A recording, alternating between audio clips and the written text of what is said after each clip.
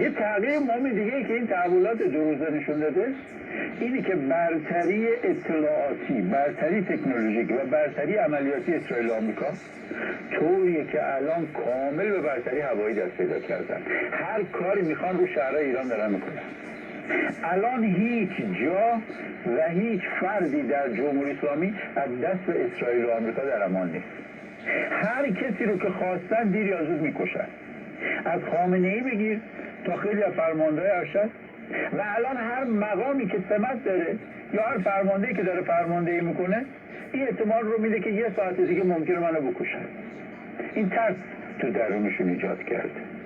این مقامات و فرماندهان جدیدی که به جای کشته شده ها منصوب میشن، همون لحظه که منصوب میشن تبدیل به هدف جدید میشن.